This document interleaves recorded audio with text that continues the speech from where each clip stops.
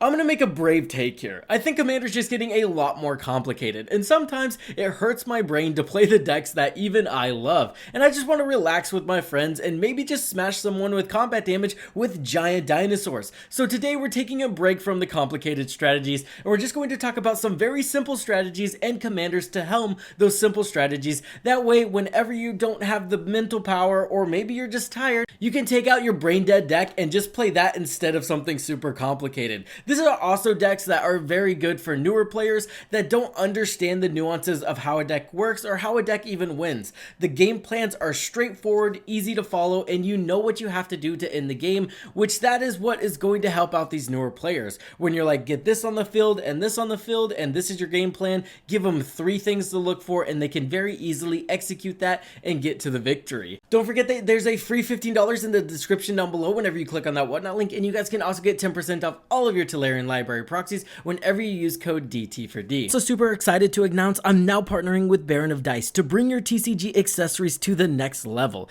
These deck boxes are put simply just eye-catching. I'm obsessed with the leather exterior on these. It just makes the art look super unique, and that's what you're looking for whenever you're trying to show off your deck. The playmats are also super high quality. They have a non-slip backing along with hand-stitched edges featuring that eye-popping art drawn by legendary artists in the space like Ron Spencer. They're also giving me a 5% discount code for all of you guys in the audience. Again, thank you Baron of Dice for sponsoring this channel.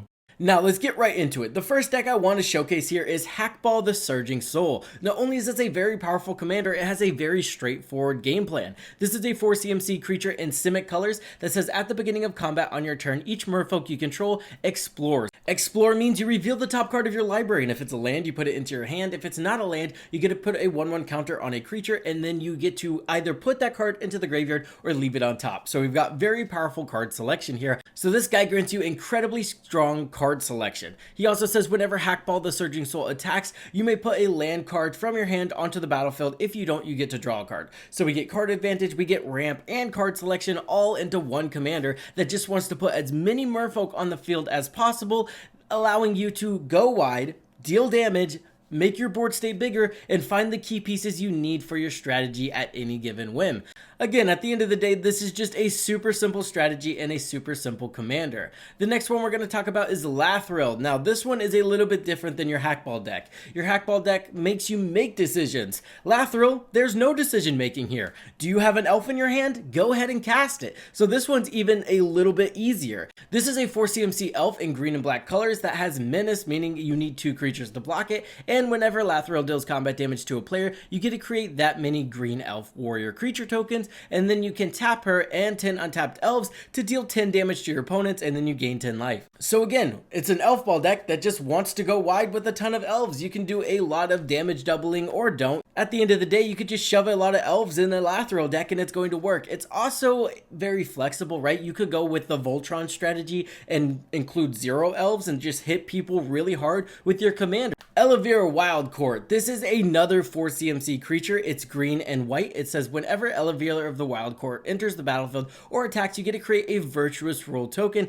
and attach it to another creature you control. Virtuous Rule tokens are going to give a creature +1 for each enchantment on the battlefield. Ellivere also says whenever enchanted creature you control deals combat damage to a player, you get to draw a card. So instead of playing something like a Sithis that allows you to draw a card whenever you cast an enchantment spell, this one just puts the enchantment spell on your creatures and gives you the card advantage when you deal combat damage. This effectively changes the strategy from Storm, a strategy where you have to think about what you're going to cast, how much you're going to cast, and you end up casting 9 spells per turn very often, into a different strategy where you're just buffing up creatures and hitting people in the face. Again, very simple and very fun at the same time, and that's kind of what we're looking for when we're talking about this list. We don't want your commander to be uninteresting. We just don't want playing the deck to feel like you're also doing some rocket scientist stuff, right? Omnath Locus of Rage is also really simple. This deck is one thing. We want to get as many lands on the battlefield as possible.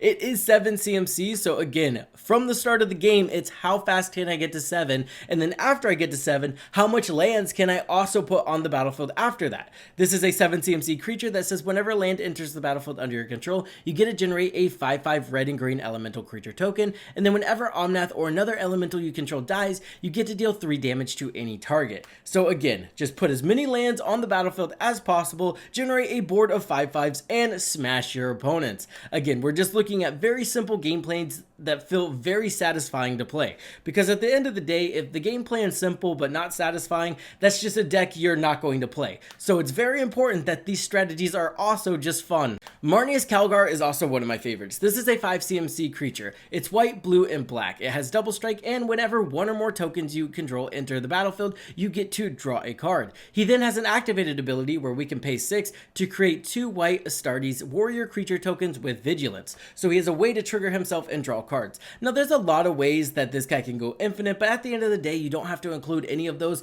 All you need is a solid deck that's trying to generate tokens, and whenever it's generating those tokens, you get to draw cards. And you'll kind of notice a common theme among the decks that I chose. A lot of them have card advantage in the command zone, and at the end of the day, if you don't have to worry about your mulligans because you don't have to look for card advantage, that is just going to make the deck easier to play. Whenever your card advantage is in the command zone, it turns into how fast can I get 5 mana instead of, okay, my commander's 5 mana and doesn't draw me cards, so not only do I need a starting hand that ramps me, I also need a starting hand with some card advantage to ensure that I'm getting into more cards. So just the fact that a lot of these are value engines in the command zone can just make the deck a lot easier to play, and Marneus Calgar is definitely one of those. This guy definitely feels like the Corvold of his color pairing, and he's also just super solid. You can take him a combat damage route, you could take him a combo route, but again, we're trying to keep things simple here. So take him the combat damage route, put your Adelines in there, generate a ton of tokens, and draw a lot of cards.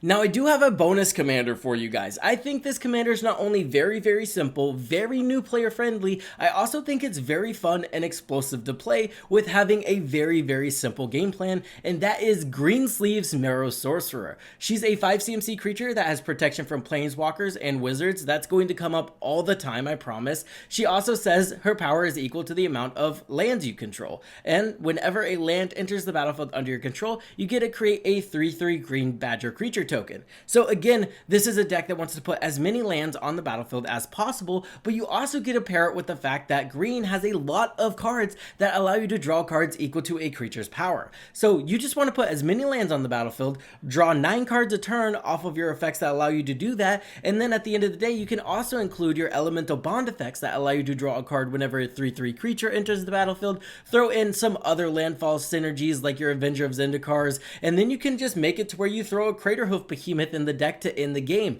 Now, I know Craterhoof Behemoth is a very powerful card, but it's one of those cards where whenever it enters the battlefield, you really don't have to worry about math, because math is for blockers, and if there was ever a card that said, hey, math is for blockers, it's Craterhoof Behemoth, because it almost never matters. If you guys are loving the list content like this, be sure to let me know in the comments down below, and I'll be sure to get more out to you. I do also have the deck list for Greensleeves in the description down below, so be sure to check that out, and I'll see you guys in the next one.